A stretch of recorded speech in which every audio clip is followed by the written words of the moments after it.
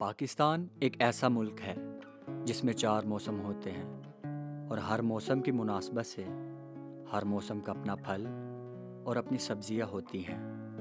यहाँ के मैदान और पहाड़ जरखेज़ी से भरे पड़े हैं। जहाँ शुमाल में बर्फ़ से ढके पहाड़ मिलेंगे तो जनूब में वसी गहरे समुंदर। जहाँ केपीके से लेकर गिलगित तक ताज़ा पानी के चश्मे और हसीन मनाजिर मिलेंगे, वहीं पंजाब सुनहरी ज़मीन और खेतों से लबरेज है।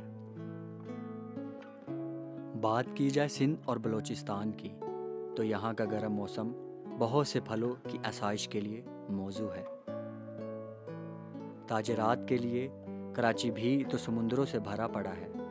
पाकिस्तान की बहुत से नौजवान नौकरियां ना होने की वजह से परेशानी और बेयकीनियों के शिकार हैं, और इन सब का मुकाबला करने की बजाय वो कुछ ऐसे रास्तों को चुनते हैं जो उनके लिए और उनके पूरे ख़ानदान के लिए पछतावे का बायस बनते हैं। अपने मुल्क से बाहर मुल्क जाके पनाह लेना असाइलम या फिर सियासी पनाह कहलाता है। असाइलम 3 तरह के होते हैं: टेरिटोरियल, एक्स्ट्रा टेरिटोरियल और न्यूट्रल। टेरिटोरियल में कुछ यूँ होता है कि लोग अपने मुल्क से दूसरे मुल्क जाते हैं और पनाह मांगते हैं। आजकल की जनरेशन स्टडी वीज़ा पे या विजिटिंग वीज़ा पे जाती है और जाके बाहर मुल्क में पनाह मांगती है। एक्स्ट्रा टेरिटोरियल में कुछ यूँ होता है कि आप अपने मुल्क में रहते हुए ही किसी भी एम्बेसी जाते हो और उनको बताते हो कि आपकी जान को ख़तरा है और आप उनको कहते हो कि उनका मुल्क आपको पनाह दे। अगर न्यूट्रल की बात की जाए तो वो कुछ यूँ है कि ज़्यादातर ये फ़ौजी इदारे में या फ़ौजी कार्रवाई के लिए इस्तेमाल होता है, मगर हमारे मुल्क पाकिस्तान में ज़्यादातर टेरिटोरियल असाइलम इस्तेमाल होता है।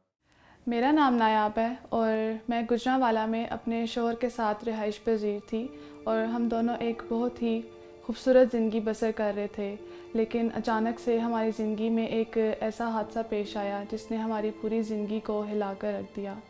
और वो हादसा कुछ यूँ था कि हमारा एक स्टोर था और उसी स्टोर से हमारी माहाना आमदन आती थी और हम अपना घर चलाते थे। लेकिन एक दिन हमारे स्टोर पर कुछ बदतखोर आए और उन्होंने आकर मेरे शौहर को बहुत मारा पीटा और उन पर काफ़ी जुल्म किया और उनसे पैसों की डिमांड की। लेकिन मेरे शौहर ने पैसे देने से इनकार किया और उन्होंने धमकाया मेरे शौहर को कि अगर आप हमें पैसे नहीं देंगे तो हम आपके घर को जलाएंगे। और जब मेरे शौहर शाम में घर आए तो उन्होंने ये बात मेरे साथ शेयर की और हम दोनों ने इस चीज़ को इतना नोटिस नहीं किया कि कोई ऐसा कैसे कर सकता है कि इस हद तक आ जाए। और हम लोग इसी तरह ज़िंदगी गुजारते रहे। लेकिन फिर एक दिन ऐसा हुआ कि अचानक से 3 बदतखोर हमारे घर में दाखिल हुए और उन्होंने हमारे घर को जलाया और मुझे भी उस आग में धकेला। और उन्होंने उस आग में धकेला तो मेरी बॉडी 30% जल चुकी थी और जिसकी वजह से मैं 2 माह तक अस्पताल में रही और मेरा काफ़ी इलाज चलता रहा।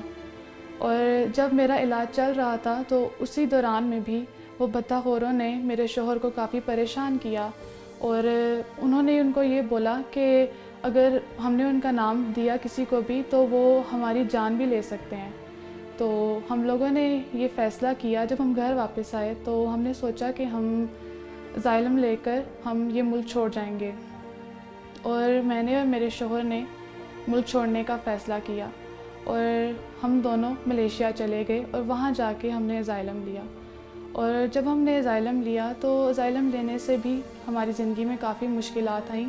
हम ये बात जानते हैं कि अपना मुल्क छोड़ के जाने में हमें कितनी मुश्किलात पेश आती हैं और हमें भी वहाँ पर बहुत सी मुश्किलात का सामना करना पड़ा। और मेरे शौहर वहाँ पे अकेले कमाते थे और मेरा दिल करता था कि मैं भी उनका साथ दूँ और उनका बाजू बनूँ, लेकिन मैं ऐसा नहीं कर सकती थी क्योंकि मुझे वहाँ की ज़ुबानें बोलने में बहुत मसला पेश आता था और मैं वो ज़ुबानें नहीं बोल पाती थी और मैंने अपनी शौहर की मदद नहीं की। और इसी तरह चलते चलते मुझे बेशक अपने घर वालों की भी बहुत याद आती थी क्योंकि मैं अज़ाइलम लेके अपना मुल्क छोड़ चुकी थी और मैं वापस कभी भी नहीं जा सकती थी। और पिछले साल मेरी बहन की भी शादी हुई और मैं अपनी बहन की शादी में भी शिरकत नहीं कर पाई। और उससे बढ़कर एक और भी सदमा मेरी ज़िंदगी में आया, जो ये था कि मेरे वालिद साहब का इंतकाल हुआ और मैं आखिरी बार अपने वालिद साहब को भी नहीं देख पाई। और बहुत याद आती है अपने घर वालों की और बहुत दिल करता है उनसे मिलने का। कई लोग हालात और इर्द गिर्द के माहौल से तंग आकर असाइलम अप्लाई करते हैं, क्योंकि पाकिस्तान यूनाइटेड नेशन की जिनीवा कन्वेंशन का हिस्सा है, जिसकी बिना पर पाकिस्तानी शहरियों को किसी भी मुल्क में असाइलम अप्लाई करने का हक है। मेरा नाम ज़ीशान है और मैं हरीपुर से हूँ। और मैं हमेशा से अपने दोस्तों के साथ ही रहता था, ज़्यादा घर में टाइम नहीं देता था और उन्हीं के साथ रहना ज़्यादातर। तो हम चाहते थे कि हम जो है पैसे कमाएं और बाहर जाके पैसे कमाएं, पर हमारे पास कोई रिसोर्स या कोई रास्ता नहीं था। तो एक दिन हमने सोचा कि क्यों ना हम फेक असाइलम के लिए अप्लाई करें और जो है बाहर जाएं और वहाँ पैसे कमाएं। तो मैंने फॉर्म फिल कर दिया, तो फॉर्म फिल किया पर वो एक्सेप्ट नहीं हुआ। तो फिर हमने एक और रास्ता निकाला कि हम डंकी मार के जाएं। तो मैंने इरादा किया कि मैं डंकी मार के जाऊं। तो मैं घर से निकल तो गया, मैंने ये फ़ैसला तो किया था, पर जब मैं निकला और मुझे पता चला कि ये कितना मुश्किल है, यहाँ तक कि मुझे जंगलों से गुज़रना पड़ा और कुछ दिन तक मैंने खाना तक नहीं खाया। मैं इतना भूखा प्यासा रहा और सोने के लिए कोई जगह नहीं मिलती थी और कभी कभार तो कंटेनर्स में बंद होते थे और कभी कुछ कश्तियों में बैठ के जाना और कभी क्योंकि हर जगह पर पुलिस के नाके और चौकियाँ होती हैं, आर्मी वाले भी होते हैं, तो उनसे बच के जाना पड़ता है। तो मैं जो है भागता था, छुपता था और बहुत ही मुश्किल से मैं उनसे बच के आगे गया। और काफ़ी दिन जो है मुझे कभी कभार मैं जंगलों में जाता था तो मैं जानवरों से बचता था। कभी कभार कुछ भेड़िए और कुछ जंगली जानवर जो है वो भी पीछे लगे और मैं उनसे भी बचा। और कभी जो है गिर पड़ा और कुछ चोटें भी लगीं और इसी तरह मैं जो है चलता रहा बहुत मुश्किल से। फिर मुझे कुछ अहदेदारों ने पकड़ लिया और अपने मुल्क में डिपोर्ट कर दिया और अब मुझ पे 5 साल का ट्रैवल बैन है, मैं कहीं पे भी ट्रैवल नहीं कर सकता।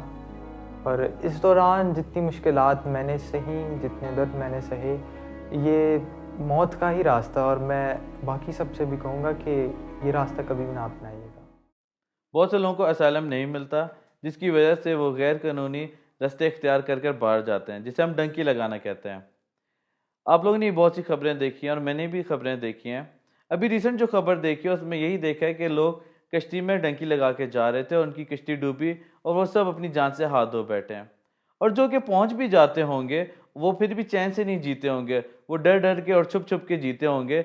अगर उनको पुलिस ने पकड़ लिया तो वो उनके मुल्क में उनको वापस डिपोर्ट कर देगी और उनको खाने की तंगी हो सकती है, उनको पीने की तंगी हो सकती है, क्योंकि वो डंकी लगा के गए, उनके पास डॉक्यूमेंट्स हैं नहीं, वो किस तरह से अपनी खुराक को पूरा करेंगे। मेरा नाम साकिब है और मेरा ताल्लुक़ हैदराबाद से है। आज मैं आप सबके साथ एक बहुत ही इम्पोर्टेंट स्टोरी शेयर करना चाहता हूँ। मेरा और खुदा का रिश्ता बहुत अच्छा था और मेरे कम्युनिटी में भी ज़्यादातर लोग मुझे इसी वजह से जानते थे क्योंकि मेरा और खुदा का रिश्ता बहुत स्ट्रॉन्ग था।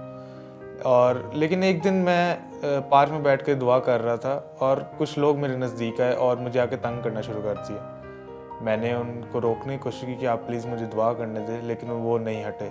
उसके बाद बात ऐसे ही बढ़ती गई और हाथापाई पे भी बात आ गई।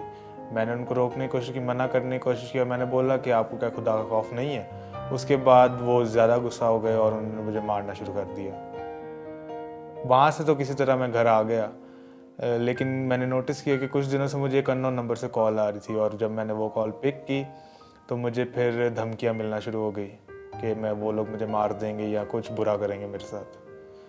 तो इन सब टेंशन फ्रस्ट्रेशंस के बीच में मैंने प्लान लिया कि मैं असाइलम के लिए अप्लाई करूँगा। उसके बाद मैं कुछ दिनों बाद असाइलम के लिए एप्लीकेशन फॉर्म लिया, लेकिन मेरे से वो फिल नहीं हो पा रहा था। पता नहीं कोई चीज़ कोई मुझे रोक रही थी कि मैं असाइलम का फॉर्म फिल ना करूँ।